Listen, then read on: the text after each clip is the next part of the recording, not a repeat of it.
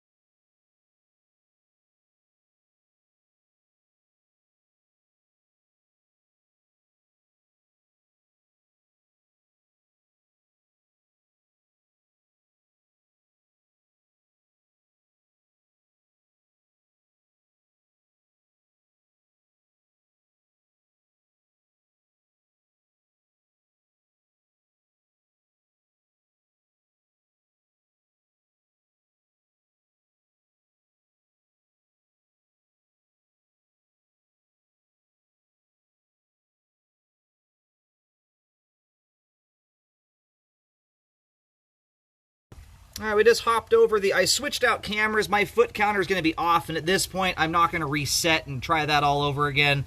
But we got over the top of the offset joint there. And we'll come back and look at that here in a moment. You're probably going to see a white string traveling through the line here at some point. It's just a string we use to bend the camera head and hop over the offset. That offset there, yes, it does stop the camera. Most of the problem is the line is pitched at probably a 45-degree angle or harder than that. And when you come up to an offset like that on a hard angle, that's what happens. It exaggerates the living heck out of the offset. If this line were sitting flatter, the camera would hop right over that with almost no problem whatsoever. So really the issue is just the hard dive right before that point's what stops things up. So we've just reached the main here. Again, the foot counter's off by a bit. It's probably off by 10 to 20 feet. We're going to go locate the terminus here while the line drains off, and we'll get another view of everything as we come back. I mean, aside from the offset and a extremely minor belly at the end of the line here, everything's shooting through here with no issue. There's almost no buildup whatsoever. All right, located the camera head successfully. The line terminates out on cottonwood. The line it shoots out somewhat towards the left side of the property line, turns, and then heads out to the street. Probably gets about 10 feet or so out from the left side before turning, in case you're curious where the line goes. The line is fully drained here. Like I mentioned before, now that the line's drained out, we'll get to see this. You can see this belly in its reality here. It's about 3 feet long and is holding somewhere around 1/16 of an inch of standing water. And for reference, I don't even consider repairs on plastic pipe with bellies until there's at least an inch of standing water for 5 to 10 feet, but with significant buildup on top of it. This thing I'm merely mentioning because of liability. That you would have to flush some insane things down the toilet to clog a spot like that. It might as well not even be there when it comes to functionality. And I will reset the counter here so we can get an accurate length of the pipe. But basically the last 3 feet of the line there is holding somewhere around 1/16 of an inch of water.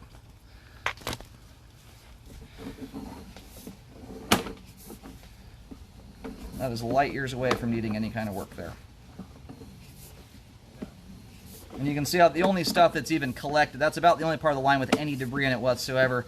It's a little bit of grease, and grease is going to do that no matter what, whether it's 1/16 of an inch, 2 inches of water. It hardens up when it hits water like that.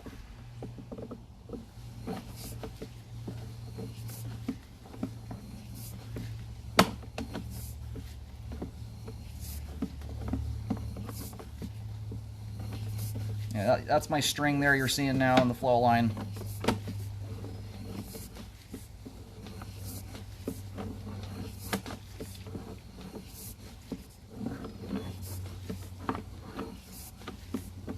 Now this right here is exactly how you want your sewer line to look. It is almost completely spotless, and that is in huge part due to the homeowner. They've been not putting all their bacon grease down the sink.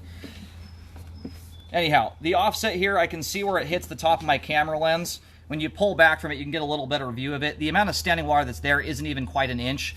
That offset in total is somewhere around 1/2 to maybe as much as 3/4 of an inch. It has the appearance of being larger because the hard dive here, we're coming at the angle. So it gives the appearance of being much larger than that. In reality, it is not. That belly, or I'm sorry, that offset there is far too minor, in my opinion, to require repairs. The other thing that you have going for you, even if the line were sitting flatter, it's a fairly unlikely spot to have any issues.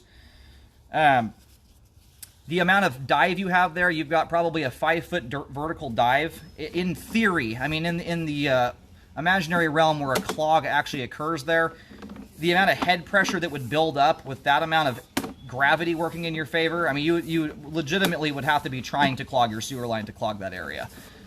And by that, I mean flushing a roll of paper towels down the pipe at one time. Now, the joint there is intact. There's no issues that way. You have a rubber fernco that joins that joint together on the outside of the pipe. There was no evidence at all that that joint was open to the ground. We had no dirt staining, anything of the sort there. Now we're going to go ahead and reel the camera out of the line. We have good flow all the way to the main lateral connection. Both the ABS and PVC portions of the line we have scoped here today are both in good condition and intact. The sewer line is functioning properly at this time.